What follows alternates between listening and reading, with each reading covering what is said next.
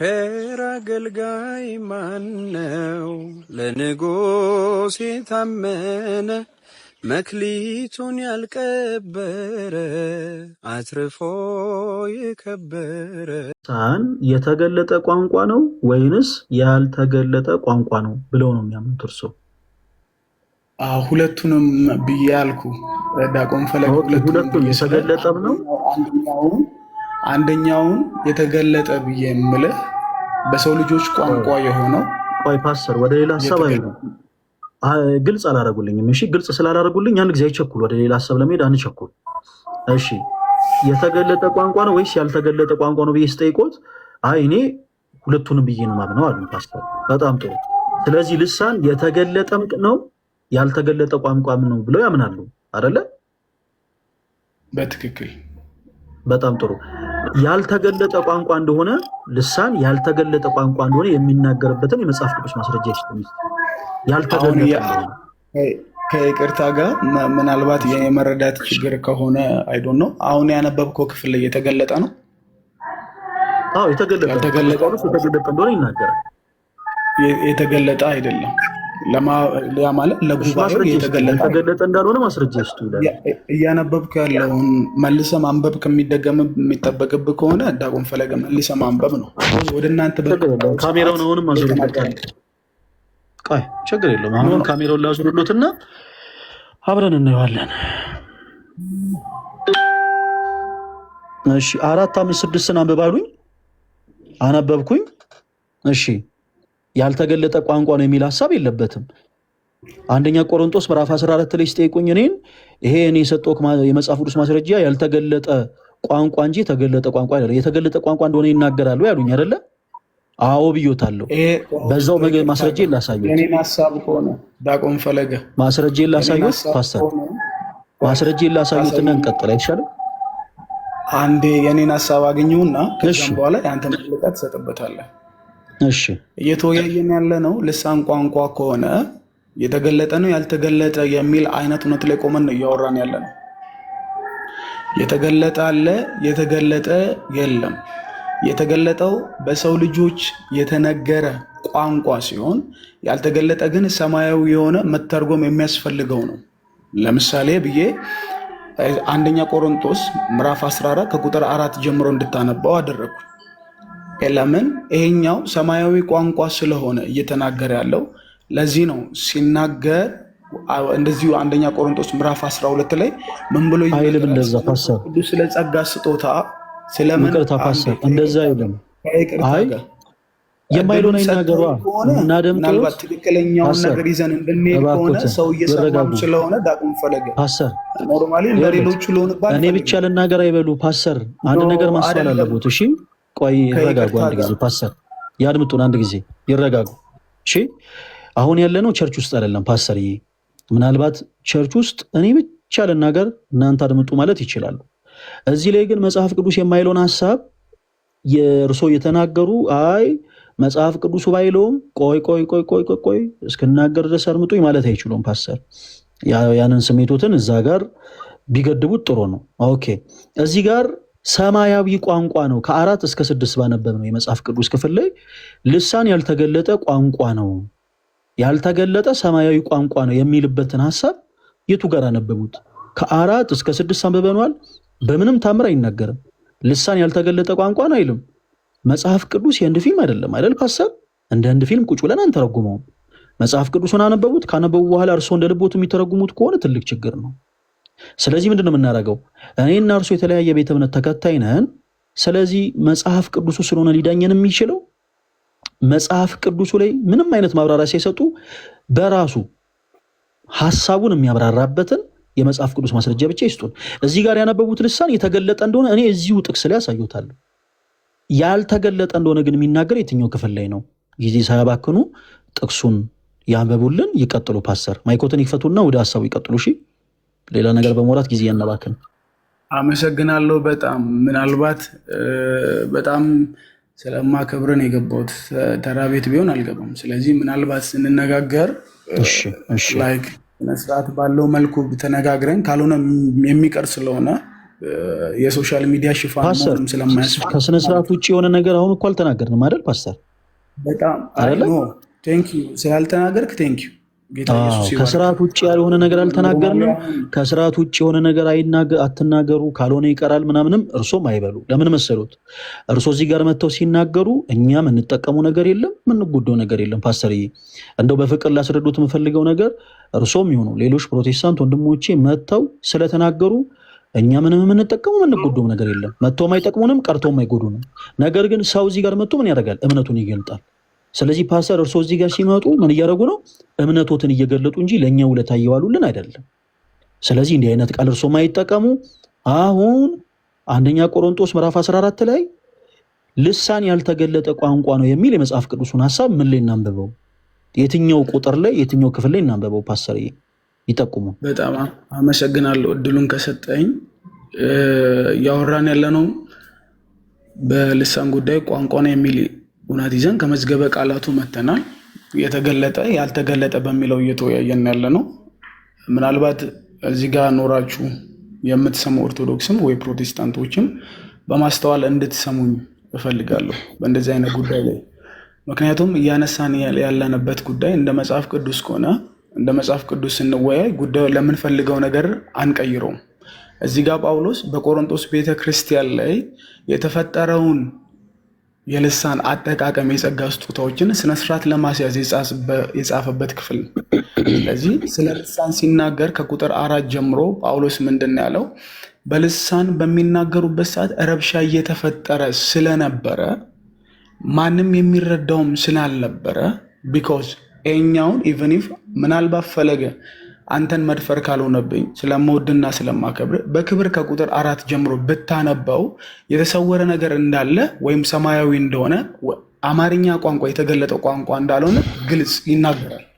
አይ ግልጽ በጣም ከይቅርታ ጋር አሁንም ሰዓታችን እየገበልን ምን ብዬ ነበር የጠየቁት? ፓስተር ይቅርታ እንዳደምጡና ፓስተር እንዳደምጡት እኛንም ያድምጡ።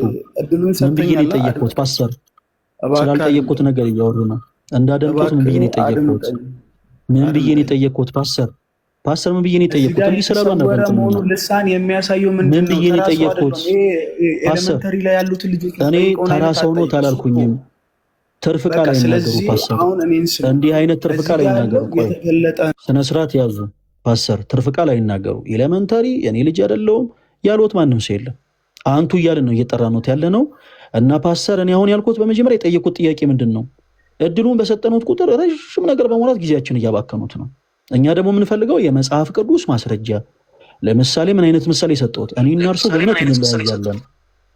ማይካችሁ ሚቱ የማታደርጉ ከሆነ ታች ነው ማስወረደው። እሺ ኦኬ። ፓስተር በመጀመሪያ ያድምጡን። ምን አይነት ምሳሌ ሰጠሁት? እኔ የሌላ ቤተ እምነት ተከታይ ነኝ፣ እርሶም የሌላ ቤተ እምነት ተከታይ ነዎት።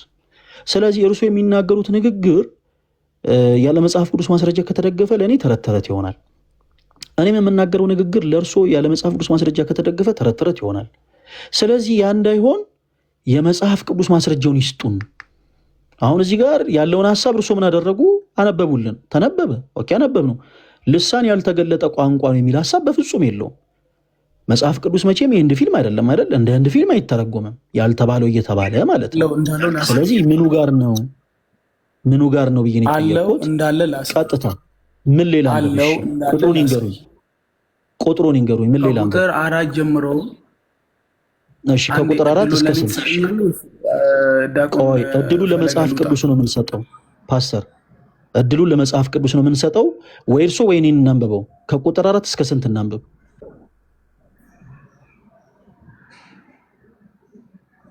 እየጠበቅኑት ነው ፓስተር። ይቆራረጣል ድምፅ። እኛ ጋር በደንብ ይሰማናል። ኔትወርኮት ይሆናል። ኔትወርኮትን ያስተካክሉን፣ ያድምጡን። የመጽሐፍ ቅዱሱን ክፍል ሰጥተውን መጽሐፍ ቅዱሱን ነው የምናነበው። እሺ አሁን እርሱ ቁጭ ብለው የሚናገሩበት ሀሳብ አይደለም እኛ የጠየቅነውት።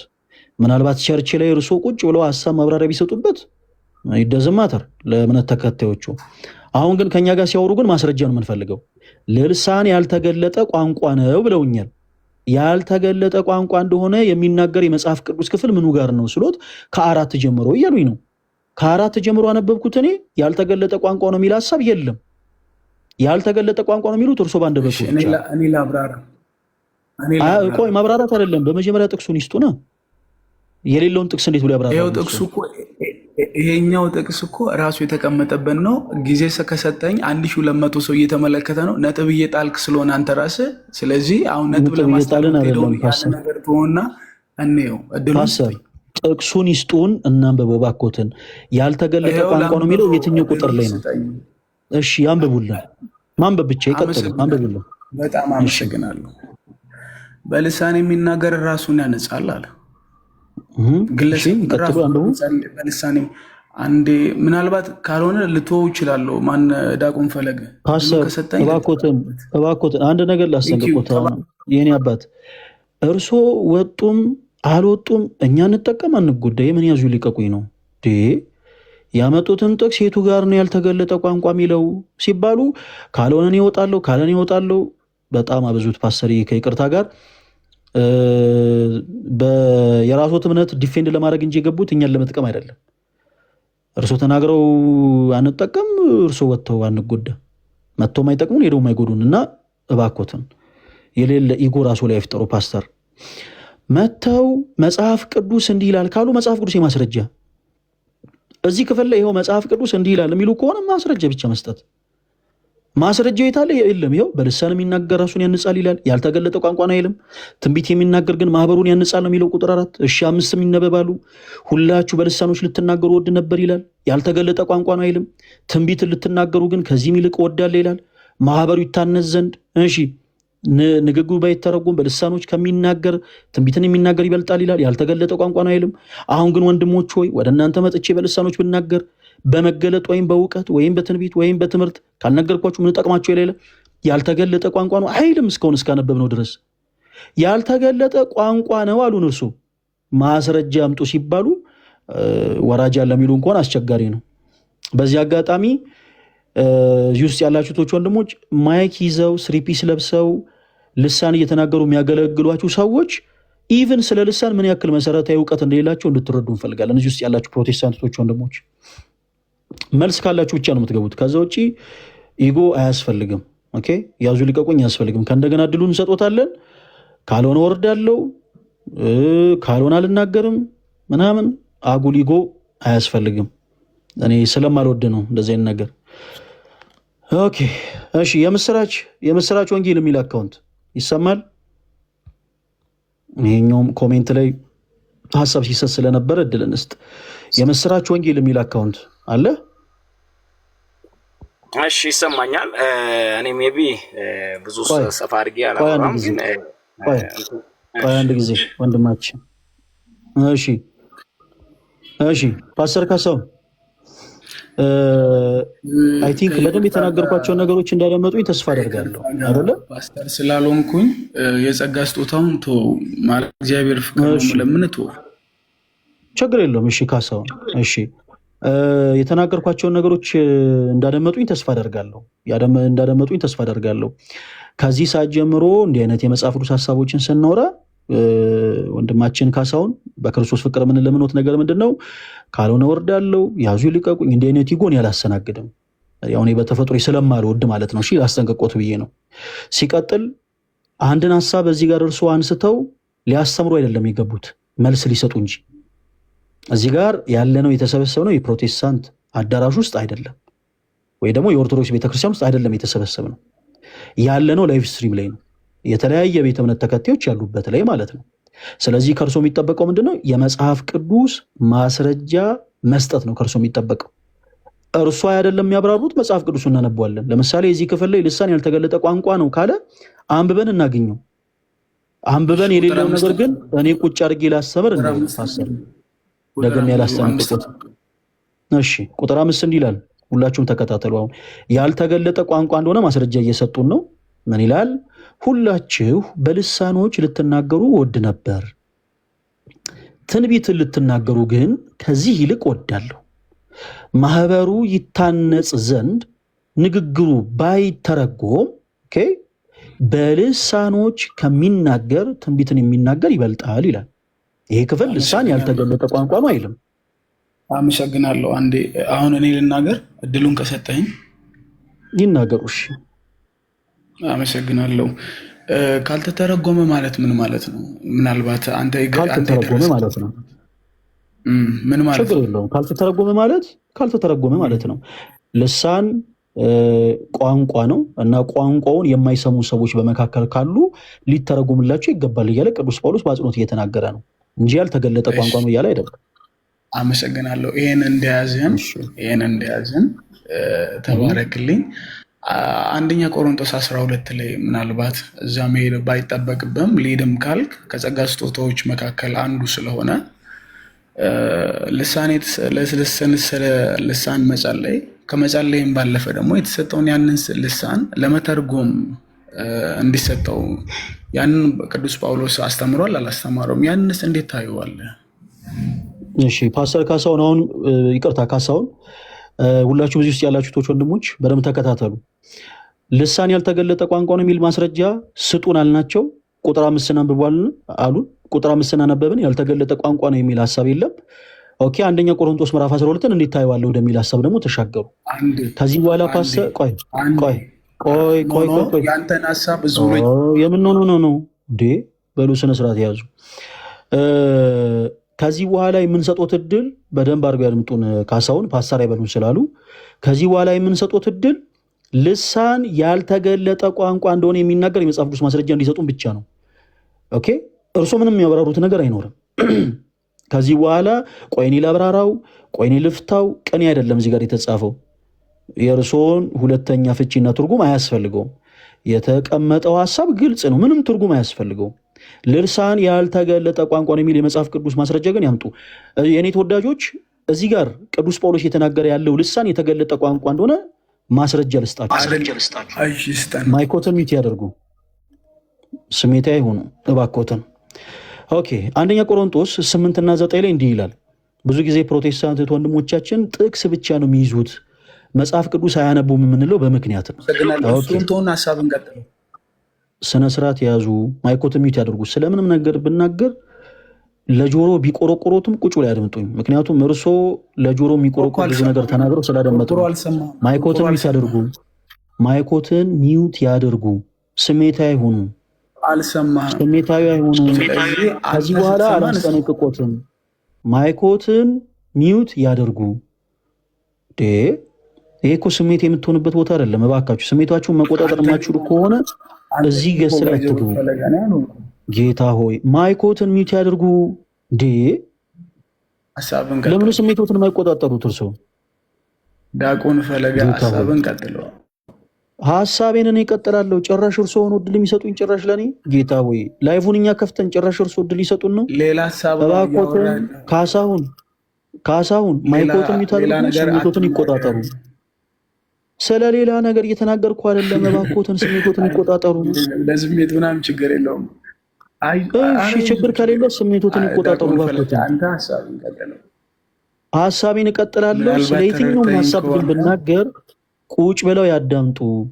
እኔ ብቻ ልናገር አይበሉ። ካሳሁን እኔ ስናገርም ስሜቶትን እባክዎት ይቆጣጠሩ። አንተም ታደምጣለህ። ምን አሉኝ? እኔ ምንም አልሆንኩም። ባየው ምንም አልሆንኩም። እባክዎትን ፕሊስ ስሜቶትን ይቆጣጠሩ እና ጸጥ ብለው ያድምጡን እባክዎትን። እኔ አልሆንኩም። ከዚህ በኋላ በነገራችን ላይ ብዙ መለማመጥም አይጠበቅብኝም። እታች ነው ማስወርዱት። እሺ ስሜቶትን ይቆጣጠሩ። ማይኮትን ሚውት አድርጉ። ሚውት አድርጉት ማይኮትን። አንተ ሀሳብን ብቻ ቀጥለው። ስሜቶትን ይቆጣጠሩ። ማይኮትን ሚውት አድርጉ። ደግሜ አላስጠነቅቆትም። እታች ያስወርዶታለሁ። ጌታ ሆይ ሚውት ያድርጉት ማይኮትን።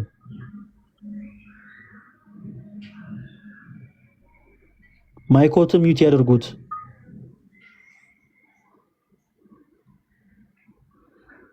ስንት አይነት ሰው አለ ጌታ ሆይ።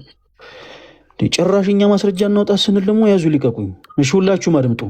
አንደኛ ቆሮንቶስ ምዕራፍ 14 ቁጥር 8 እና 9 ላይ ቅዱስ ጳውሎስ በአጽንኦት ይናገራል ይሄ ልሳን የተገለጠ እንደሆነ። እንደውም ሰዎች ያልተገለጠን ቃል ቢናገሩ ምን ሊባሉ እንደሚችል ቅዱስ ጳውሎስ ይናገራል። ይኸው በደንብ እዩ። ደግሞ መለከት የማይገለጥን ድምፅ ቢሰጥ ለጦርነት ማን ይዘጋጃል? እንዲሁ እናንተ ደግሞ የተገለጠውን ቃል በአንደበት ባትናገሩ፣ ሰዎች የምትናገሩትን እንዴት አድርገው ያስተውሉታል? ለነፋስ የምትናገሩ ትሆናላችሁና ለነፋስ የምትናገሩ ትሆናላችሁ የተባሉት ምን አይነትን ቃል የማይናገሩ ከሆነ የተገለጠውን ቃል በአንደበት የማይናገሩ ከሆነ which means ምን ማለት ነው? ልክ እንደዚህ ለነፋስ ተናጋሪ አንድ የቪዲዮ ማስረጃ አውጥቼ ያሳያችኋለሁ። ጋይስ በደንብ ተከታተሉ እሺ። ታገሱኝ አንድ ጊዜ።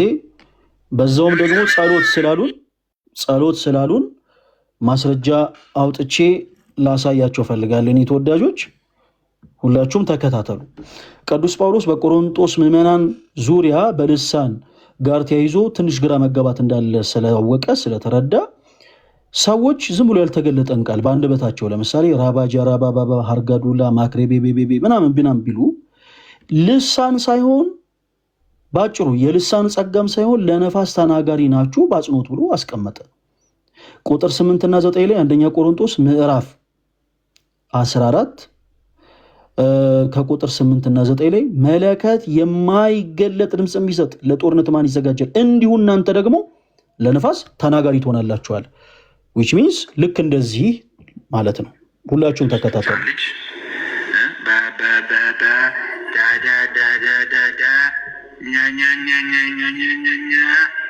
የሆነ ነገር ይላል አይደል?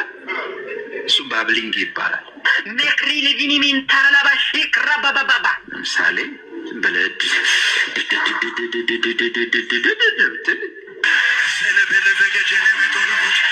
እሳን አይደለም ባብሊንግ ይባላል።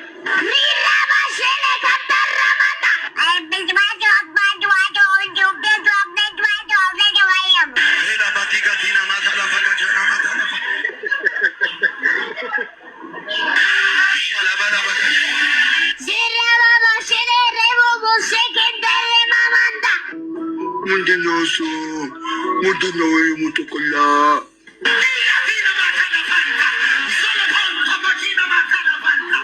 ማክሪል ቪኒሚን ተረለበሼክ ረለበባ ኢለቨና ማንተር ዶና ማሼክ ረበበበበበ የሰማይ ቋንቋ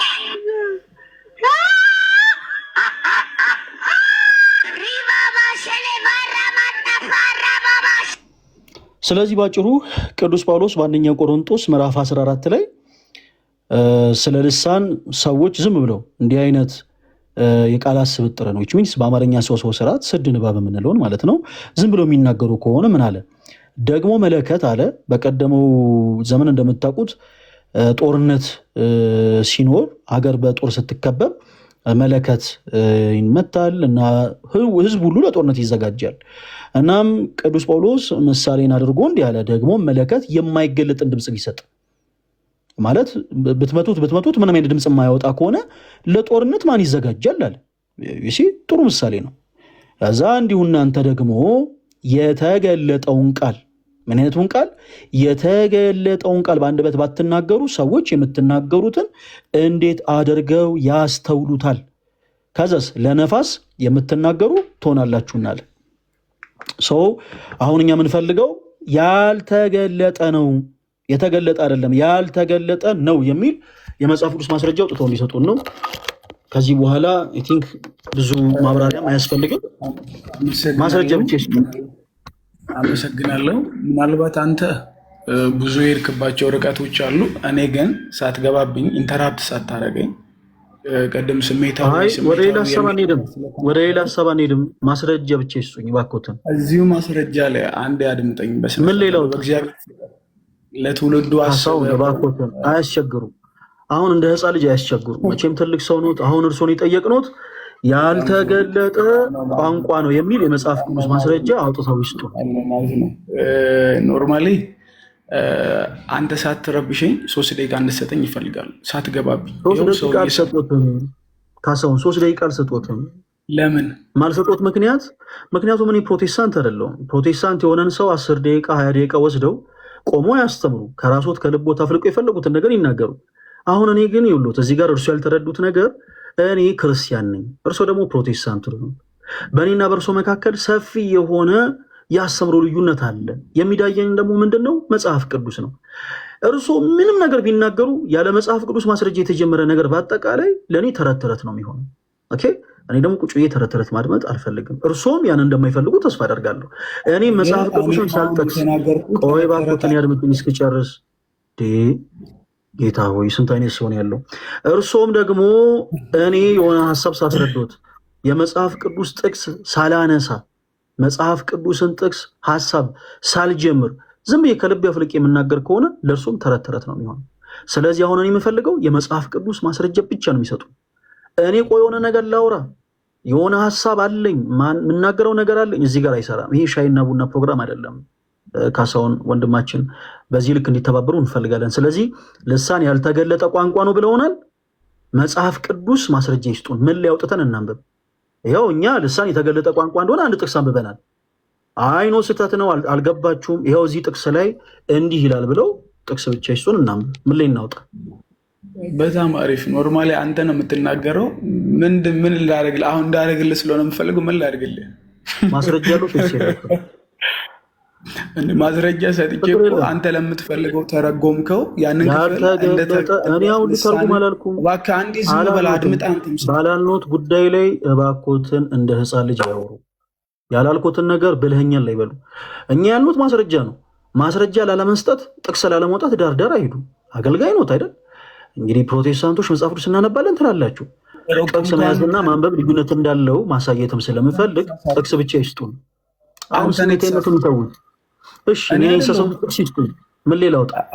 ያልተገለጠ ቋንቋ መጽሐፍ ቅዱስ ላይ ያልተገለጠ ቋንቋ ነው የሚል ማስረጃ ይስጡኝ። ምን ሌላ አውጣ? አመሰግናለሁ። ያነሳሁት ክፍል ያልተገለጠ መሆኑን አንተ ራስህ የተገለጠ ተናገር። እርሶ ከልቦ አፍልቀው ምንም ነገር አይንገሩኝ። የመጽሐፍ ቅዱስ ጥቅስ ይንገሩኝ። ካሳሁን ምን ሌላ አውጣ? ባኮትን ጥቅስ ይንገሩኝ እናንብብ። እኔ ጥቅስ ሰጠሁት እኮ ጥቅስ ነው የሰጠሁት። እርሶም ደግሞ ጥቅስ ይስጡኝ ባኮትን። ምናልባት ማለት የምፈልገው ምን እንደሆነ ታውቃለህ? ማለት የታች ይውረዱ ፕሊስ። የመጽሐፍ ቅዱስ ማስረጃ ካላችሁ ብቻ ግቡ ባካችሁን። የምን መጨነቅ ነው? እኛና እናንተ በእምነት ልዩነት አለን። ጋይስ በደንብ አዳምጡ። እኛና እናንተ በጣም የእምነት ልዩነት አለን። የእምነት ልዩነት ሲኖረን እኔ እዚህ ጋር ሄጄ ለምሳሌ ስለ ድንግል ማርያም ምልጃ ፕሮቴስታንት የሆኑ ሰዎች ጠይቁኝ። ይገርማቸዋል። ድንግል ማርያም እኮ እንዴት እሷን አታማልም ትላላችሁ? እመቤታችን እኮ ምን ማለት ነው? እሷ እኮ የክርስቶስ እናት ናት ምናምን ብል መልስ ነው እንዴ?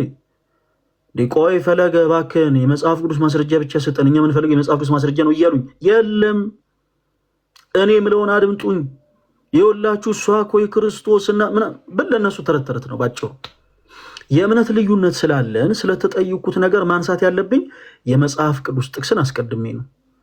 ኦኬ እዚህ ውስጥ ያላችሁ ሰዎች ይወላችሁ በየቦታው የሚያገለግሏችሁ አገልጋይ ራሳቸውን አገልጋይ ብለው የሚጠሩ ሰዎች ዲስማች ከመጽሐፍ ቅዱስ ጋር ያልታረቁ ሰዎች እንደሆኑ ተመልከቱ። እንዲህ አይነት ሰዎች ግን ማይክ ይዘው አክስትህ እገሊት ናት፣ አጎትህ እገሌ ነው፣ እንደውም ሰፈራችሁ እንዲህ ነው፣ በመካከል ደግሞ የሆነ የገባ ነገር አለ እርሱን ሰበርኩት ማለት ግን ይችላሉ። እናንተ አሜን ትላላችሁ። ኦኬ when we come to the reality ወደ መጽሐፍ ቅዱስ ስንመጣ ግን they have no idea። እዚህ ጋር የገቡትን አገልጋይ የጠየቅናቸው ፓስተሩን ማለት ነው የጠየቅናቸው አንድ የመጽሐፍ ቅዱስ ማስረጃ ይስጡን ነው። ልሳን ያልተገለጠ ቋንቋ እንደሆነ የሚናገር አንድ የመጽሐፍ ቅዱስ ማስረጃ ይስጡን አልናቸው። እሳቸው ምንም የሚያውቁት ነገር የለም። እሳቸው የሚያውቁት የለመዱትም ይሄ ያለ አይደለ የለመድነው ነገር እኮ አንዳንድ ጊዜ ከባድ ነው። ብዙ ሰዎች በተሰበሰቡበት ቦታ ላይ ገርማቸዋል። እግዚአብሔር እንዲወርቁ በዚህ ወጡ በዚህ ገብቶ ማለት ነው። እኛ እሱን አልፈለግንም። ከኛ ከክርስቲያኖች ጋር ስታወሩ ልትጠነቀቁ ይገባል። ከኛ ጋር ስታወሩ የሚያስፈልገው የመጀመሪያው ነገር የመጽሐፍ ቅዱስ ምንድን ማስረጃ ነው። የመጽሐፍ ቅዱስ ማስረጃ ከሌላችሁ ፕሊስ አትግቡ። ሲቀጥል ስሜቴን ከሆናችሁ ባካችሁ አትግቡ። ኢጎ ያለባችሁ ሰዎች አትግቡ። አሁን እሳቸው ትልቁ የከበዳቸው ነገር ቸርች አዳራሽ ውስጥ በሚከበሩበት ልክ እዚህ አሜን እንድንላቸው ፈልገው ነው። እኔ ማለት የተከበርኩ ሰው ነኝ፣ እኔ ሕፃን ልጅ አይደለሁ ምናምን የሚሉት ለዛ ነው። ኢጓችሁን እንትን አድርጉት፣ ትንሽ ቀዝቀዝ አድርጉት። ፓስተር እዚህ ጋር ሲመጡ ባኮት በቃ መርሳት የሌለበት ነገር እያወሩ ያሉት ፕሮቴስታንት ለሆኑ ሰዎች ሳይሆን ለክርስቲያኖች። ስለዚህ መጽሐፍ ቅዱስ ማስረጃን የጠየቅነው ማስረጃ ነው የሚሰጡን። አይ እንደ ህንድ ፊልም እኔ ካልተረጉምኩት የሚባል ነገር የለም። እኛ እርሱን አንፈልግማ። ምን ፈልገው የመጽሐፍ ቅዱስ ማስረጃ ነው። ይሄውን ማስረጃ ሰጠው። ለምሳሌ ልሳን የተገለጠ ቋንቋ ነው፣ እርሶ እንደዚህ ብሏል፣ ልሳን የተገለጠ ነው፣ ከየት አመጡት ምናምን። ዝም ብዬ አካኪ ይዘረፋል አልኩም፣ ከልብ ያፍልቄ መጽሐፍ ቅዱስ እርሱ ያነሱበት የመጽሐፍ ቅዱስ ጥቅስ ላይ ይሄው እዚሁ ክፍል ላይ ቅዱስ ጳውሎስ እንዲህ አለ፣ ያንን አሳየኑት። በሉ እርሱ ደግሞ እስቲ ያልተገለጠ ቋንቋ እኛ ቃል በቃል ያሳየናቸው። በዚህ አጋጣሚ ይኸውላችሁ እኛ ቃል በቃል ልሳን የተገለጠ ቋንቋ እንደሆነ የሚናገር ቃል በቃል ጥቅስን ያሳየናቸው። አንደኛ ቆሮንቶስ 14 ላይ አይ የለም እንዲህ የሚል ነገር የለም፣ ልሳን ያልተገለጠ ቋንቋ ነው የሚል ሰው ካለ ገብቶ ማስረዳት። ገብታችሁ በመጽሐፍ ማስረጃ ብቻ መልሱ ፕሊስ። በዚህ አጋጣሚ በየቸርቹ በየአዳራሹ አገልጋይ ነን የሚሉ ሰዎች ምን ያክል ባይብልን እንደሚያውቁት ተመልከቱ። የመጽሐፍ ቅዱስ 5% እንኳን መረዳቱ የላቸውም፣ ግን እንደው አክት የሚያደርጉት ግን ከዘፍጥረት እስከ ዮሐንስ ራዕይ እንዳነበበ ሰው ነው። እና እባካችሁ እንዲስማች ፕሮቴስታንት የሆነውን ሰው አታላችሁት ሊሆን ይችላል፣ እኛን ግን አታታልሉንም። ከኛ ጋር ስትሆኑ ፕሊስ እባካችሁ ጥንቃቄ ነው። እሺ የኔ ተወዳጆች ጥንቃቄ ያስፈልጋል።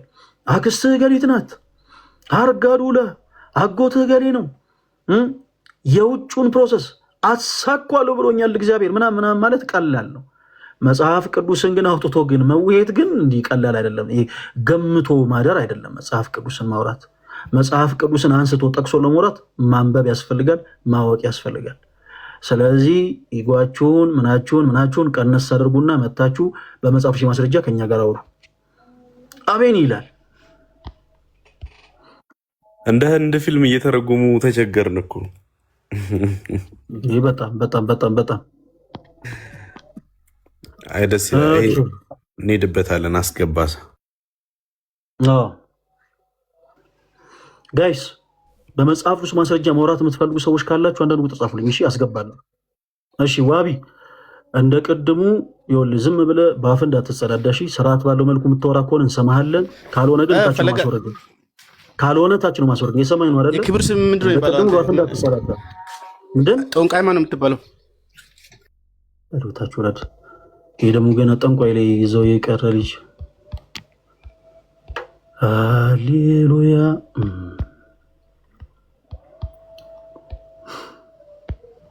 ምግቡ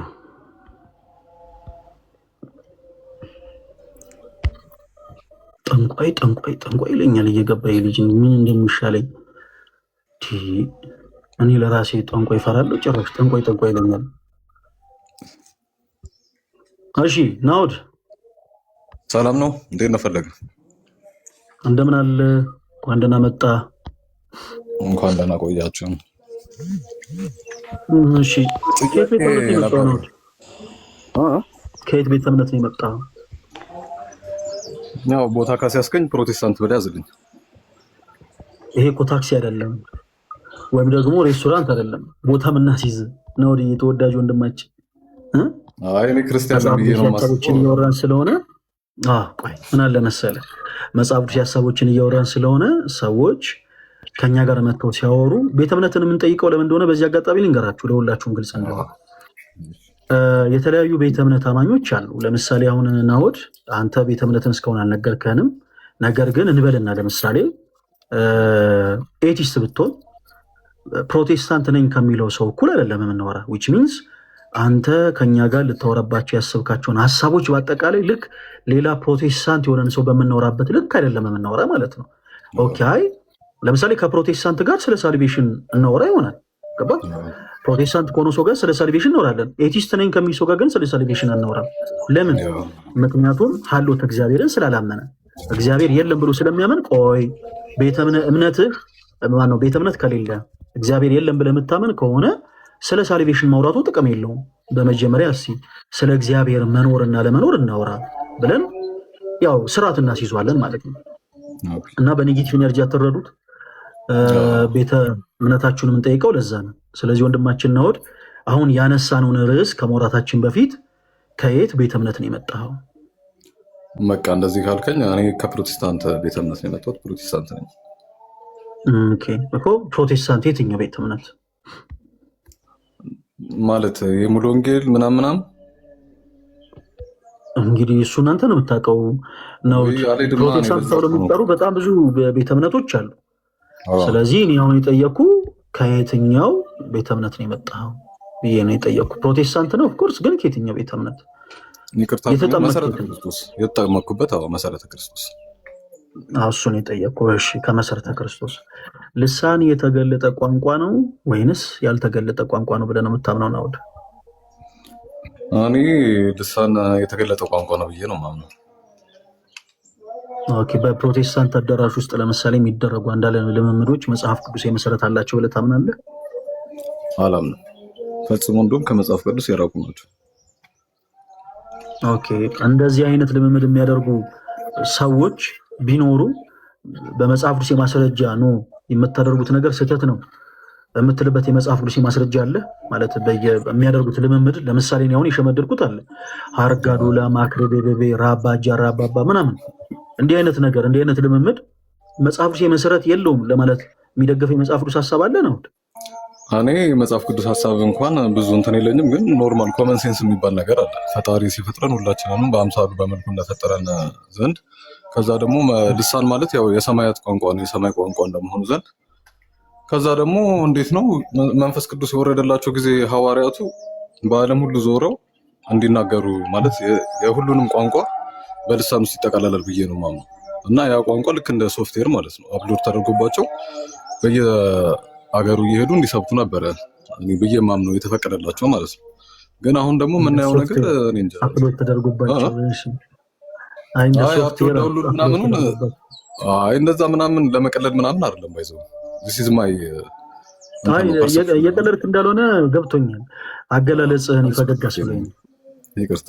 ችግር የለውም። እንደዛ እየቀለድክ እንደሆነ ባክ አስቆም ነበር። እሺ እና አሁን ግን የምናያቸው ነገሮች ሲጀመር ጠብ የሚል ነገር የለውም ማለት እንደዚህ በልሳን የሚናገር ሰው ችግር የለውም ነው ችግር የለውም። ቆይ ያንን ከሚያምኑ ሰዎች ጋር ቁጭ ብለን እናወራለን። ከዚህ ቀደም ኦርቶዶክስ ነበርክ ነው? ከዚህ ቀደም እንደው ባክግራውንድ ኦርቶዶክስ ነበርክ? አዎ በክርስትናም ተነስቻለሁ። እንዳጋጣሚ ሆኖ በኦርቶዶክስ አገልጋይስ ነበርክ? በኦርቶዶክስ ቤተክርስቲያን ውስጥ እያገለገልክን ያደግከው ወይስ እንዴት ነው? አላገለገልኩም። ኦርቶዶክስ ቤተክርስቲያን ውስጥም ፕሮቴስታንት ቸርች ውስጥም አላገለገልኩም። ግን በራሴ ስለ እግዚአብሔር ነገሮች ማወቅ እፈልጋለሁ። ስለተለያዩ ነገሮችን አነባለሁ፣ ቼክ አደርጋለሁ። ቁጭ አለ። ኦኬ ከኦርቶዶክስ ቤተክርስቲያን የወጣው በስንት ዓመት ነው? በስንት ዓመት ነው ከኦርቶዶክስ ቤተክርስቲያን የወጣው? ማለት እንዴት መሰለ እንዳጋጣሚ ሆኖ ቤተሰቦችም ኦርቶዶክሶች ነበሩና የሆነ ሰዓት ማዘር ጌታን ተቀበለች፣ ፕሮቴስታንት ሆነች። የዛን ሰዓት ወጣው ማለት ነው። ያው በቤተሰብ ግዴታ ስለሆነ። ኦኬ ቤተሰብ እምነቱን ሲቀይር አንተም አብረህ ቀየርክ? ህፃን ስለነበርኩ ያኔ ማለት ነው። ስለ ኦርቶዶክስ ቤተክርስቲያን አስተምሮ ምኑንም በደንብ የማወቁ እድል አልነበረም። ስለዚህ ቤተሰብ እምነቱን ሲቀይር ያው አንተም ቀየርክ። ግን ከዛ በኋላ ካደኩ በኋላ ግን ወደኋላ ተመልሼ ማጥናት ጀምሬ የነበረ ብዙ ነገሮችን ቼክ አድርጋለሁ። እንደ ኦርቶዶክስ ቤተክርስቲያን ከመጽሐፍ ቅዱስ ውጭ የምታስተምራቸው ትምህርቶች አሉ ብለህ ታምናለህ? ናውድ እንደው ለአንተ እድል ልስጥና ኦርቶዶክስ ቤተክርስቲያን ከመጽሐፍ ቅዱስ ውጭ የምታስተምራቸው ትምህርቶች አሉ ብለህ ታምናለህ? እንደው አሉ ብለህ የምታምንም ከሆነ ትምህርቶቹን ጥቀስልን እስኪ። እንዲህ የሚባሉ ትምህርቶች ይሄ ትምህርት እያልክ እስኪ ጥቀስልን። ማለት ይሄ ትምህርት ብዬ በብዛት ልጠቅስልህ አልችልም። ግን አንድ ቅር ያለ የምታውቀውን ያክል በብዛት ሳይሆን የምታውቀውን ያክል አሁን ስለ ክርስቶስ አማላጅና ፈራጅነት መጽሐፍ ቅዱስ ላይ ቃል በቃል ተጠቅሷል። ከ66 አህዱ ላይ ሲሆን 81 አህዱ ላይ ራሱ ማለት የእንትኖቹ መጽሐፍ ላይ ማለት ነው በብሉይ ኪዳንና በአዲስ ኪዳን መካከል ያሉ እንመጣበታለን። አንደኛው የክርስቶስ ምልጃ፣ ይሄ ትምህርት ከመጽሐፍ ቅዱስ ውጭ ነው፣ ኦርቶዶክሲያን አያምኑም አልከን።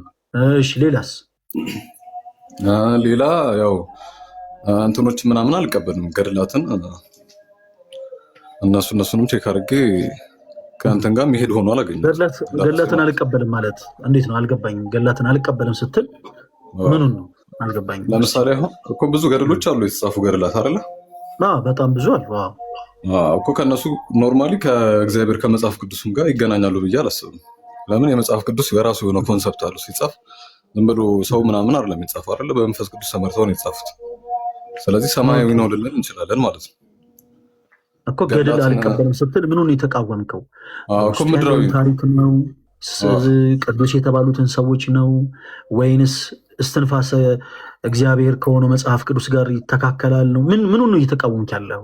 ገድል አልቀበልም ስትል ገድል አልቀበልም ስል ቅዱሳንን አይደለም። ቅዱሳን አልፈዋል፣ እግዚአብሔር ብለው ተሰውተዋል። አልቋል። ባብራቱም ብንቃቸውም ምንም የምፈጥረው ነገር የለም እግዚአብሔር አንድ ሾሞ ስለጨረሰ ማለት ነው። ከዛ ይልቅ ግን ሲጻፍ የገድላት ታሪክ ሲጻፍ በስጋዊ አእምሮ ነው የተጻፈው ብዬ ነው የማስበው። ለምን የእግዚአብሔር እንትን የሚሆነው መንፈሳዊ ነው። ያስቃል ነው ያው ለምናውቀው ሰው አንዳንድ ጊዜ እንዴት ነው ለምሳሌ ከውጭ ሀገር የመጣ ሰው አማርኛ ቋንቋ ለመናገር ሲሞክር የተወሰነ ሲኮላተፍ ፈገግ ብለህ ታየዋለህ አይደል? ያው እኛ የምናውቀው ነገር ስላለ ያው አንተ ከጥላቻ ሳይሆን ከፍቅር ያው እንዲህ የሚመስልን ነገሮች ስትነግረን ትንሽ ፈገጋስ ብሎኝ ነው። እሺ ገድል አትቀበልም። እሺ ሌላስ? እስቲ ሌላ እንዴት ነው ኦርቶዶክስ ቤተክርስቲያን ውስጥ እንደው መጽሐፍ ቅዱስ የማይመስል ትምህርት እስካሁን አላጋጠመኝም። ባይገርምህ እንደውም ከቸርች እንደውም የበለጠ ቤተክርስቲያን ሄጄ ቁጭ ስል ነው ከራሴ ጋር የምማከረው፣ ሰላም የማገኘው፣ ስለ እግዚአብሔር ነገር ሞር ዲቴል የማስበው። ይሄ እኔ ብቻ ሳይሆን ሳይንሱን የሚደግፈው ነገር ነው። ኖርማሊ ፋክት ነው። በቃ ይሄ ምንም እንደዚህ ወደዛ ምናምን የምታደርገው ነገር አይደለም። ግን ደግሞ ለምሳሌ አሁን እኔ መጽሐፍ ቅዱሳንም መጽሐፈ ሄኖክ ላይ ምዕራፍ 13ን እያነበብኩ ነበር ሙሉን ማለት ነው።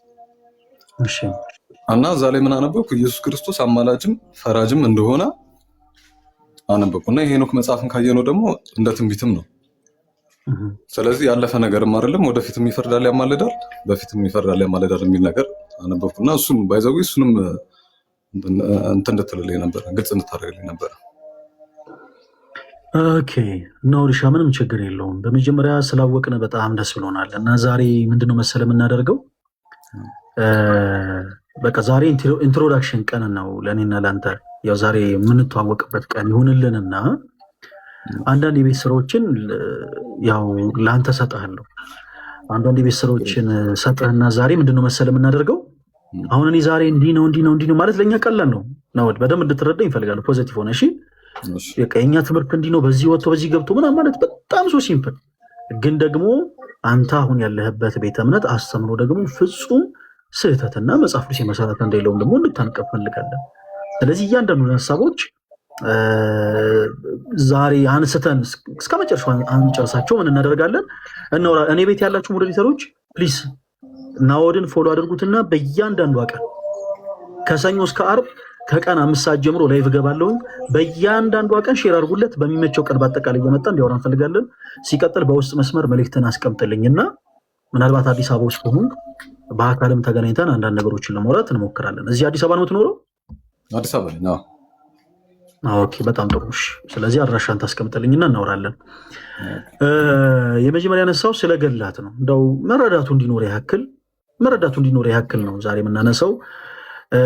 ገድላት በመጀመሪያ የሃይማኖት መመስረቻዎቻችን አይደሉም። በቤተ ክርስቲያናችን እውነተኛ የሆነ የመጽሐፍት ሁሉ አባት አለ። እርሱ ደግሞ መጽሐፍ ቅዱስ ነው። ናውድ ኦኬ። እውነተኛ የሆነ የመጽሐፍት ሁሉ አባት አለ። ያ መጽሐፍ ቅዱስ ይባላል። ይሄ እስትንፋስ እግዚአብሔር ያለበት መጽሐፍ ነው። እግዚአብሔር እስትንፋስ ያለበት መጽሐፍ ነው። ኦኬ። ባጭሩ ይሄ የሃይማኖታችን መመስረቻ ነው። ከብዙ ፕሮቴስታንት ወንድሞቻችን ጋር በተለያዩ አጋጣሚዎች ተገናኝተን ገለ እንትን ላይ ታምረ እንደዚህ ላይ ምናምን ሲሉ ሁልጊዜ ቀድመን የለም ቆይ ስለሱ አዘጋጅቱ በመጀመሪያ መውራት ያለብን በመጽሐፍ ቅዱስ ነው የምንለው። ለዚህ ነው ለምን የሃይማኖታችን መመስረቻ መጽሐፍ ቅዱስ ነው። ቅድም አንድ ምሳሌ ሰጥቻለሁ አይደል ነው። ለምሳሌ አንድ ሰው ኤቲስት ቢሆን ስለ ማርያም አማላጅነት ቢጠይቅ ስንፍና ነው። እኔ እናንተ እንኳን ስለ ማርያም አማላጅነት ሙሴ ቀይ ባህርን ከፈለ ብለን ብናስረዳው ለሱ ተረት ነው የሚሆነው።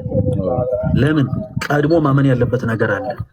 አየህ በእኛና በሱ መካከል ያለው የእምነት ልዩነት የእግዚአብሔር መኖርና አለመኖር ነው።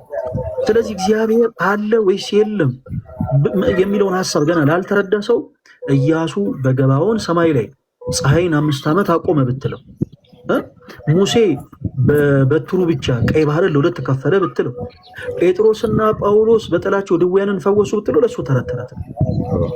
ስለዚህ ቀድሞ መረዳት ያለበት እውነት ስላለ ወደዛ እውነት እንወስዷለን ማለት ነው።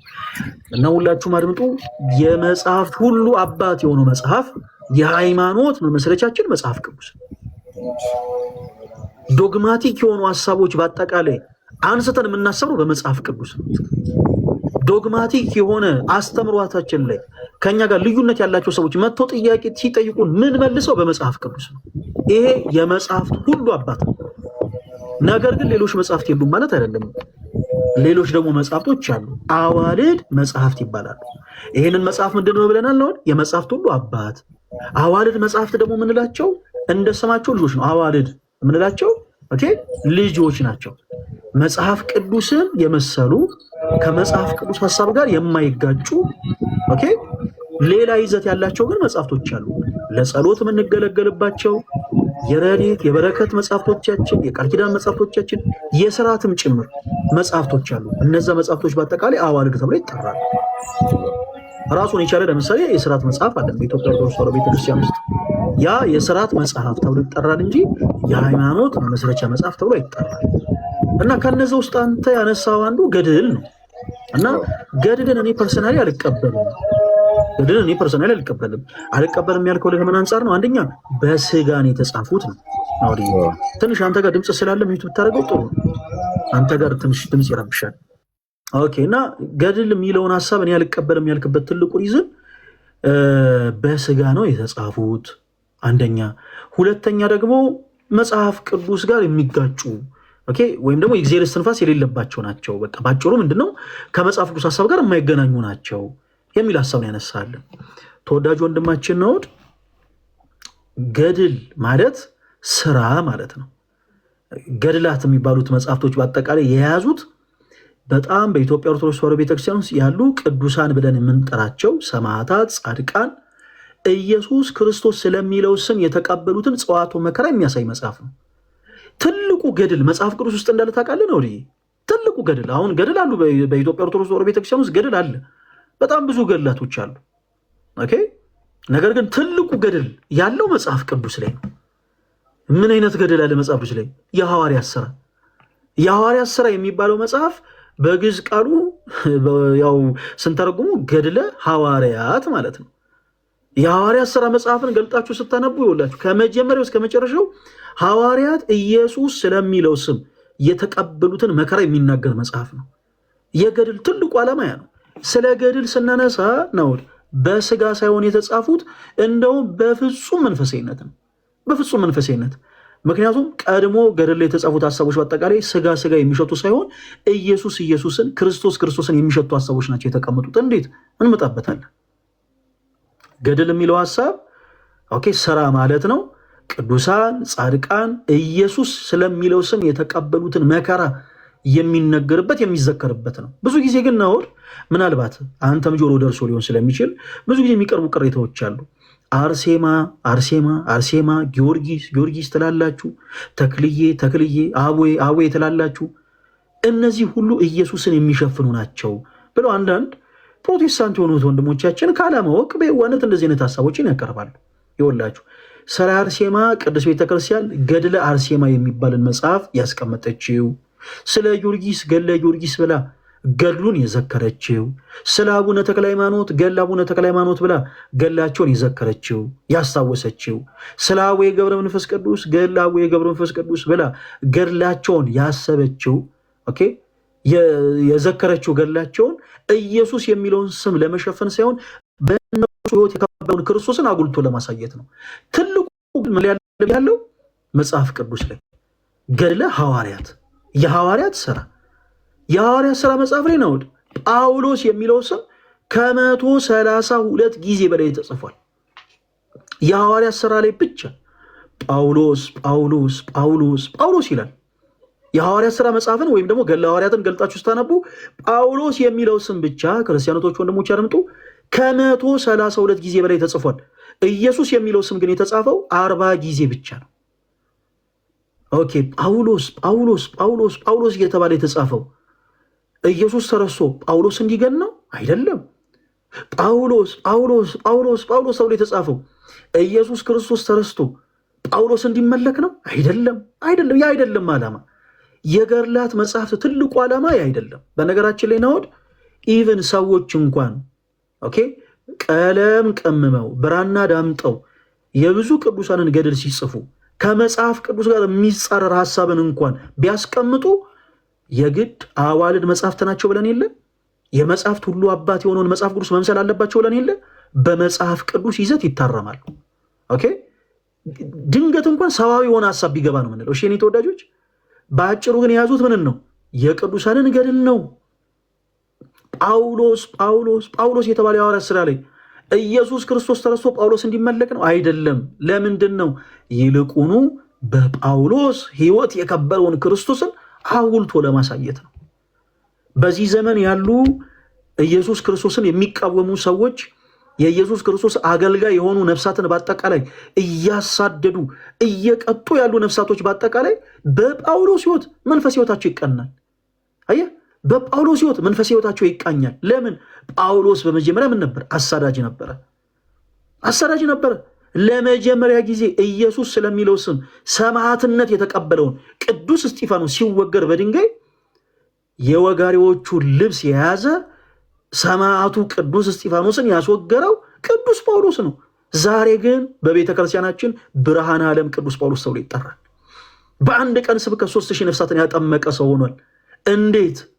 ምክንያቱም በክርስቶስ ፍቅር የደማስቆ ምርኮኛ ሆኖ ዛሬም ጭምር የክርስቶስ አገልጋይ ካህናት አባቶችን፣ ዲያቆናት ወንድሞችን፣ ዘማሪያንን፣ ሰባኪያንን፣ ሊቃነ ጳጳሳትን፣ ፓትርያርክን የሚያሳድዱ ነፍሳት በአጠቃላይ ሳያስቡት በጳውሎስ ሕይወት ነፍሳቸው ይቃኛል። ይሴ ኦኬ እኛስ ማለት ይጀምራሉ። ስለዚህ ቅዱስ ቤተክርስቲያን ጳውሎስ ስትል ትዕቢተኛ የሆኑ ሰዎች፣ አሳዳጅ የሆኑ ሰዎች መንፈሳዊ ሕይወታቸውን እንዲቃኙበት ከትዕቢት ሕይወታቸው ከአሳዳጅ ሕይወታቸው ወጥተው ክርስቶስ ኢየሱስን እንዲከተሉ ደጋግማ የጳውሎስን ስም እያነሳች ሜንሽን እያደረገች ታስተምራለች። ገድል ለምን ተባለ ከተባለ እነ ጳውሎስ በክርስቶስ ማመን ብቻ አይደለም፣ አምነው ኢየሱስን ሰብከውታል። ሰብከው ኢየሱስ ስለሚለው ስም ስጋቸውን ቆርሰዋል፣ ደማቸውን አፍስሰዋል። ጳውሎስ በሰይፍ ነው የተቀለው። ይህንን ሐሳብ የሐዋርያት ሥራ ላይ ተዘግቦ እናገኘዋለን። የሐዋርያት ሥራ የተባለው ለዛ ነው። ኢየሱስ ተረስቶ ሐዋርያት እንዲገኑ ሐዋርያት እንዲመለኩ ሳይሆን ገድለ ሐዋርያት የተባለው ኢየሱስ ክርስቶስ ስለሚለው ስም የተቀበሉትን መከራ ለማስታወስ። ጳውሎስ በሰይፍ ተቀልቷል። ጴጥሮስ ተዘቅዝቆ ተሰቅሏል። ቶማስ ኢየሱስ ስለሚለው ስም ቆዳው ተገፏል። ኢየሱስ ስለሚለው ስም ይህን ሁሉ ጽዋተ መከራ ተቀብሏል። ይህን የምናገኘው ምን ላይ ነው? ገድለ ሐዋርያት ላይ። በቤተ ክርስቲያን ውስጥ ሌሎችም ቅዱሳኖች አሉ ገድላቸው የተጻፈላቸው። ገድል ሲጻፍ የኔ ተወዳጆች ብለህ ነው ስለማናቅ አስምሬ ልንገራችሁ። ገድል ሲጻፍ በቤተ ክርስቲያን ራሱን የቻለ ስርዓት አለው። ዝም ብለን ከመሬት ተነሳን ቆይ እገሌ ለሚባሉት ቅዱስ አባት ገድል እንጻፍ አይባልም። ገድል ሲጻፍ ቤተ ክርስቲያን ስርዓት አላት። ቢያንስ የአንድ ቅዱስ ገድሉ የሚዘከረው ገድሉ የሚታወሰው ስለ ክርስቶስ ኢየሱስ ስም ሰማዕትነት ተቀብሎ ካረፈ በትንሹ ከ20 እና ከ30 ዓመታት በኋላ ነው። በትንሹ ነው የምላችሁ። ለምሳሌ ዛሬም ድረስ ቅድስናን ገንዘብ እንዳደረጉ የምናውቃቸው ብዙ ቅዱሳኖች አሉ በኢትዮጵያ ውስጥ። ለምሳሌ አቡነ ጴጥሮስ ፒያሳ አደባባይ ላይ ሐውልት የተሰራላቸው አቡነ ጴጥሮስ እንደምታውቁት ኢየሱስ ስለሚለው ስም ሰማዕትነት ተቀብለዋል። ሃይማኖታቸውን ክደው ከኢትዮጵያ ኦርቶዶክስ ተዋሕዶ ቤተክርስቲያን ወጥተው ጣሊያንን እንዲሰብኩ የጣሊያንን እምነት ህዝቡን እንዲያሰብሩ ሲጠየቁ በፍጹም ብለው ለእምነታቸው ጸንተው እስከ መጨረሻው ስለቆዩ ሰማዕትነትን ተቀብለዋል። አቡነ ጴጥሮስ ሰማዕት እንደሆኑ እናውቃለን። እስካሁን ግን ቤተክርስቲያን ገድል አልጻፈችም። ለምን? ቤተክርስቲያን ስርዓት አላት። ገድል የሚባለው ነገር እንዲሁ ዝም ብሎ ተራ አይደለም፣ እንደ መጽሔት ታትሞ የሚወጣ አይደለም። ራሱን የቻለ ስርዓት አለው፣ ራሱን የቻለ ቀኖን አለው። ሌላውን ተሆነ ወዲህ በደንብ ሁላችሁም ልታስታውሱ የምችሉትን ነገር ላስታውሳችሁ። በሊቢያ በረሃ ላይ ደማቸው የፈሰሰ አንገታቸውን ለሰይፍ አሳልፈው የሰጡ 21 ኢትዮጵያዊ ወንድሞች አሉን። 21 ኢትዮጵያና ኤርትራውያን ማህተብ ያሰሩ ኢየሱስ ስለሚለው ስም በዚህ ዘመን በ21ኛው ክፍለ ዘመን ማህተባችንን አንበጥስም። እንደ አባቶቻችን እንደነ ቅዱስ ጳውሎስ፣ እንደነ ቅዱስ ጊዮርጊስ፣ እንደነ ቅዱስ ጴጥሮስ፣ እንደነ ቅዱስ ቶማስ ለሰይፍ አሳልፈን እንሰጣለን እንጂ ኢየሱስን አንክድም ብለው በሊቢያ በራሬ ሰማዕትነት የተቀበሉ ወንድሞች አሉ። የኢትዮጵያ ኦርቶዶክስ ተዋሕዶ ቤተክርስቲያን ስለነዚህ ሰማዕታት ኢየሱስ ስለሚለው ስም የተቀበሉትን መከራ የተቀበሉትን እንግልት በአጠቃላይ የምትዘክርበት ቀንና ጊዜ አለው። ራሱን የቻለ ስርዓት አለው ማለት ነው። ዝም ብለን ከመሬት ተነስተን አይ በቃ ገድላቸው ይጻፍናል አይባልም። ይሄ ራሱን የቻለ ስርዓት አለው በኢትዮጵያ ኦርቶዶክስ ተዋሕዶ ቤተክርስቲያን። ገድለ አርሴማን ለምሳሌ እንመልከት ነው። ገድለ አርሴማን፣ ገድለ አቡነ ተክለ ሃይማኖትን፣ ገድለ ገብረ ክርስቶስን ብቻ አንስተን እስኪ እንጨርስ እንመልከት የተወሰነ። ገድለ ቅድስት አርሴማን ስትመለከቱ ከመጀመሪያው እስከ መጨረሻው ስለ ቅድስት አርሴማ ታሪክ ነው የሚናገረው። ቅድስት አርሴማ ግን እንድትገን ቅድስት አርሴማ እንድትመለክ ነው ወይ? በፍጹም። ኢየሱስ የሚለው ስም ተረስቶ አርሴማ እንድትመለክ ነው ወይ? በፍጹም አይደለም። ትልቁ ገድል ያለው ምን ላይ ነው ብለናል? መጽሐፍ ቅዱስ ላይ ገድለ ሐዋርያት። ገድለ ቅድስት አርሴማስ ምን ነው የሚነግረን? ኢየሱስን ረስተን አርሴማ እንድንመልክ? በፍጹም አይደለም። አንድ የመጽሐፍ ቅዱስ ክፍል ላስታውሳችሁ ነው። አንተም በደንብ አድርጋ አድምጠኝ። የማቴዎስ ወንጌል ምዕራፍ 9 ከቁጥር 12 ጀምሮ አንዲት 12 ዓመት ደም ሲፈሳት የነበረች ሴት እንደነበረች መጽሐፍ ቅዱስ ክፍሉ ይናገራልና ወደ ክርስቶስ ቀርቤ የልብሱን ጫፍ የነካው እንደሆነ ከበሽታዬ እድናለሁ ከደዌ ይፈወሳል ብላ በልቧ አምና ወደ ክርስቶስ ቀረበች። እናም ቀርባ ክርስቲያኖች የክርስቶስን ጨርቁን የነካችው፣ የቀሚሱን ዘርፍን የነካችው። ወደ ክርስቶስ ቀርባ የክርስቶስን ጨርቅ በነካችበት ቅጽበት ዳነች። ክርስቶስ ወደ እርሷ ዞሮ እንዲህ አላት፣ ልጅ ሆይ አይዞሽ እምነትሽ አድኖሻል አላት። ይቺ ሴት ወደ ክርስቶስ ቀርባ የነካችው ምን ነው? ጨርቁን ነው። ኢየሱስን ረስታ ነው እንዲህ ጨርቁን የነካችው? ኢየሱስን ረስታ አይ ጨርቁ ብቻውን ያድነኛል ብላ ነው እንዲህ ጨርቁን የነካችው? አይደለም። በደንብ አስምሩበት። ኢየሱስ ክርስቶስን እያሰበች ነው የክርስቶስን ጨርቅ የነካችው። እኛም ቅድስት አርሴማ ስንል ክርስቶስን እያሰብን ነው። ሰማዕትነት የተቀበለችለትን ጌታ እያሰብን፣ የክብር አክሊል ያቀዳጃትን ጌታ እያሰብን ነው ቅድስት አርሴማ ምንል። ማርያም ዘናይን፣ ቅድስት ማርያም ዘናይን ስንል ክርስቶስን ረስተን ሳይሆን ኦኬ የሰማዕትነት አክሊል ያቀዳጃትን ክርስቶስ እያሰብን ነው ስሟን የምንጠራው። ለመሆኑ ቅዱስ ቤተክርስቲያን ለምንድን ነው ገድላቸውን የምትጽፈው ከተባለ ግን በዘመናችን ያሉ ሰዎች መንፈስ ሕይወታቸው እንዲቀኝ ነው። ናወድ ትልቁ ነገር ያ ነው። ለምሳሌ በዘመናችን በዚህ ዘመን ሴት እህቶቻችን እጅግ በጣም ውብ ሲሆኑ ሁሉ ነገራቸውን እግዚአብሔር አምላክ ውብ አድርጎ ሲፈጥራቸው ሁሉን ነገር ሲሰጣቸው ባይምሯቸው ብዙ ጊዜ የሚመጣው ነገር ምንድን ነው? ሁሉንም አይደለም እያልኩ ያለሁት ግን ውስኖቹ ባይምሯቸው የሚመጣው ነገር ምንድን ነው? የኔ ተወዳጆች እንዴት አድርጌ ሀብታም ወንድ አገባለሁ አይደል? እንዴት አድርጌ ታዋቂ የሆነ ሰው አገባለሁ? እንዴት አድርጌ ነው ከተለያዩ ወንዶች ጋር ጥሩ የሆነ ጊዜ አሳልፌ እንደዚህ አይነት ገንዘብ የማገኘው? በብዙ ሴት እህቶቻችን አይምሮ ላይ የሚመጣው ይሄ ነው። እንዲህ አይነት ዘመን ላይ ሴት እህቶቻችን መንፈሳዊ ሕይወታቸው ተቃኝቶ ወደ ክርስቶስ እንዲቀርቡ ቤተክርስቲያን የቅድስት አርሴማን ታሪክ ትነግራቸዋለች። ለምንድን? ቅድስት አርሴማ የአርማኒ ሀገር ተወላጅ ነበረች። እጅግ በጣም ሁለንተናዋ ያማረ ውብ የሆነ ሴት ነበረች። ነገር ግን መኳንንቶች ለትዳር እየፈለጓት፣ ነገስታቶች ለትዳር እየፈለጓት ዝናን ሳትሻ ስልጣንን ሳትሻ ራሷን የክርስቶስ ሙሽራ አድርጋ ብዙ ሕማምን ብዙ መከራን ኢየሱስ ስለሚለው ስም የተቀበለች ቅድስት እናት ነች። ለመሆኑ በዚህ ዘመን የእርሷን ስም ጠርቶ ጣዖት ናት ለማለት የሚደፍር እውነት ሰው አለ? በጣም አንድ ቪዲዮ ተመልክቼ ነበር። አንዲት እህት ቆማ የቅድስት አርሴማን ያክል ኢየሱስ ለሚለው ስም ያልተጋደለች ሴት ቆማ አርሴማ ጣዖት ናት ብላ ደፍራ ተናገረች። በእርግጥ ዓላማው ኦርቶዶክስ የሆኑ ሰዎች ልባቸውን ማድማት ነው እንጂ ሌላ ትልቅ ዓላማ የለውም። ኢቨን እሷን እንኳን አውቋት አይደለም ብዙ ሰዎች እንዲህ ብለው የሚናገሩት። የቅድስት አርሴማን ያክል ግን መንፈስ ሕይወት የሌላቸው ሰዎች የቅድስት አርሴማን ያክል ኢየሱስ ስለሚለው ስም ያልተጋደሉ ሰዎች ግን ተነስተው አርሴማን በዚህ ልክ ይዘልፋሉ። ለምን? ካለመረዳት። ቅድስት አርሴማ የጎልማሶችን ሽንገላ ሳትፈልግ በፍትወት በዝሙት ሰው ኃጢአት በሚሰራበት ዘመን ኢየሱስ ስለሚለው ስም መከራን የተቀበለች ቅድስት እናት ነች። አርሴማ ብትከበር የተከበረችው ኢየሱስ ስለሚለው ስም ሰማዕትነት ተቀበላ እንጂ እርሱ አምላክ ሆነ አይደለም። ቅዱስ ጳውሎስ በሮሜ መልእክቱ ምዕራፍ 13 ከቁጥር 7 ላይ ምን አለ? ክብር ለሚገባው ሁሉ ክብርን ስጡ። ክብር ለሚገባው ሁሉ ምን ስጡ አለ? ክብርን ስጡ። ቅዱስ የምንለው ማንን ነው? አምላካችን እግዚአብሔርን። የእርሱ ቅድስና የባህሪው ነው። ማንም አይሰጠውም፣ ማንም አይነጥቀውም። ቅዱሳን የምንላቸው ግን በጸጋ ቅድስናን ገንዘብ ያደረጉ ናቸው። በጸጋ በስጦታ በጸጋ ቅድስናን ገንዘብ ያደረጉ ሁሉ እነርሱ ቅዱሳን ናቸው። የሚገባቸውን ክብር ልክ ቤተክርስቲያን ሰጣቸዋለች። በዘመናችን ሴት እህቶቻችን በፍትወት በሚሰቃዩበት በዚህ ዘመን ቅድስት ቤተክርስቲያን የቅድስት አርሴማን ታሪክ አንስታ ተነግራቸዋለች። ሁለንተኗ ውብ ሆኖ ሳለ ለሁሉ ነገር የቀረበች ሆና ሳለ ለቤተ መንግስቱም ለሁሉም የቀረበች ሴት ሆና ሳለ ሁሉን ነገር አልሻም ብላ የዓለምን ከንቱነት ተመልከታ ኢየሱስ ስለሚለው ስም እስከ መጨረሻው ድረስ አንገቷ በሰይፍ እስከተቀላበት ሰዓት ድረስ ሰማዕትነት የተቀበለች ሴት እንደሆነች ዛሬ ላሉት ሴቶች ቅድስት ቤተክርስቲያን ታስተምራለች። ይሲ ሰው እኔ እኮ በህልሜ እንዲያየው፣ እኔ እኮ በህልሜ እንደዚህ ተመለከትኩኝ፣ እኔ እኮ መጽሐፍ ቅዱስን አውቃለሁ፣ እኔ እኮ የእግዚአብሔር ሰው ነኝ፣ እኔ እኮ ሰባኪ ነኝ፣ እኔ እኮ ዘማሪ ነኝ፣ እኔ እኮ አገልጋይ ነኝ፣ እኔ እኮ ካህን ነኝ፣ እኔ እኮ ጳጳስ ነኝ እያለ እንዳይታበይ ቅድስት ቤተክርስቲያን የድንግል ማርያምን ታሪክ እያነሳች ታስተምራለች። ሰው ባለው ነገር እንዳይታበይ ማለት ነው። ምክንያቱም እርሷ የአምላክ እናት ሆና ሳለ እኔ ለእግዚአብሔር ባሪያው ነኝ ያለችው። ናውሪ ዛሬ በዘመናችን አንዳንድ ሰዎች ሆነ ነገር ኖሯቸው የሚታበዩ ሰዎች አሉ አይደል? ከዲያቆን አቅም እኮ ድቁና ማለት በነገራችን ላይ የካህን ረድ ማለት ነው። ኦኬ ካህንን እየረዳ በቅዳሴ ጸሎት የሚያገለግል ማለት ነው።